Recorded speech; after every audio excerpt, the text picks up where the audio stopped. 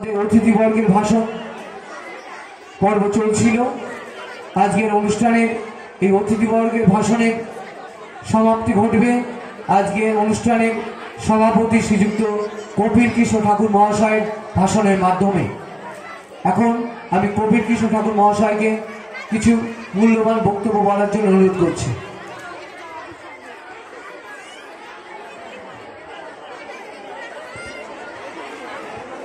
নমস্কার।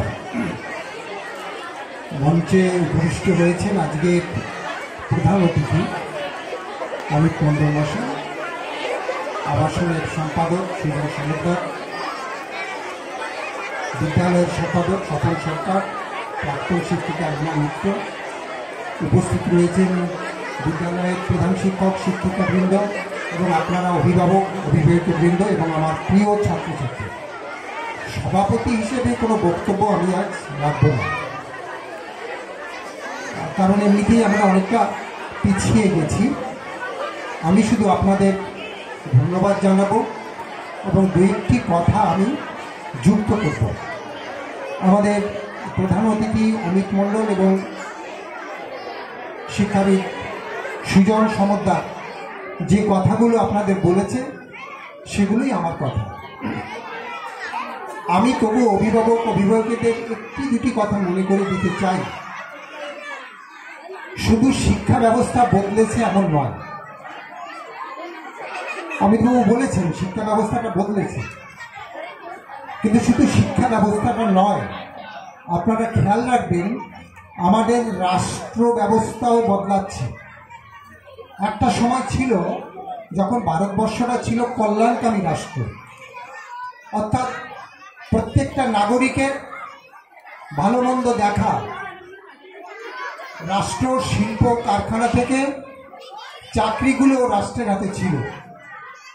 এখনো মঙ্গলকামী রাষ্ট্র বলা হয় বটে, কিন্তু আপনারা দেখবেন যে রাষ্ট্র তার নিজের হাতে কোনো শিল্প কল কারখানা এমনকি অফিসের নিয়োগ ব্যবস্থাও রাখছে না।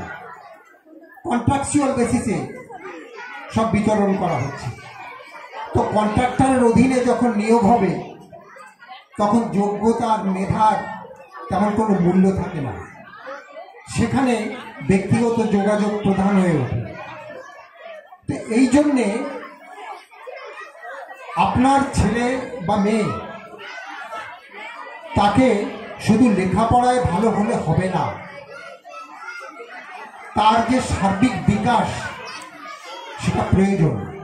এবং আমরা বলাকা স্কুল কর্তৃপক্ষ অনেক আগে থেকেই এই শিশুদের সার্বিক বিকাশের প্রতি বিশেষ লক্ষ্য রেখে আমাদের সমস্ত পাঠ্যক্রম পরিচালনা করার চেষ্টা করেছি।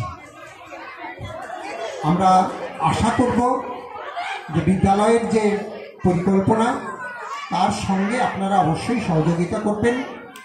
আপনারা এই কথা মনে রাখবেন যে আপনার সন্তান শুধু আপনার সন্তান নয়, তা এই বিদ্যালয়ের পরিচালক মণ্ডলী এবং শিক্ষক শিক্ষিকা তাদের সকলের সন্তান। এবং আমরা মনে করি যে আমাদের এই বৃত্ত থেকে তারা একদিন এই দেশের সম্পদ হয়ে উঠবে। সেই জন্যে তাদের সার্বিক বিকাশ করে তোলা আমাদের প্রধান এবং প্রথম লক্ষ্য। শুধু লেখাপড়ায় ভালো হওয়া নয়। আমি এখানেই আমার বক্তব্য শেষ করছি।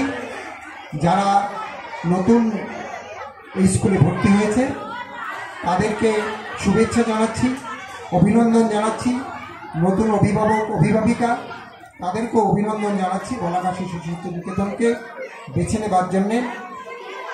আর আমাদের পুরনো শিক্ষিকাও কয়েকজন যারা অবসর নিয়েছিলেন তারা আজকে এখানে উপস্থিত হয়েছেন। আমি তাদেরও আমার শুভেচ্ছা এবং অভিনন্দন জানিয়ে আমার বক্তব্য এখানেই শেষ করছি। পরের পর্ব মাসে বলছি পরের পর্বে চলে যাওয়ার জন্য।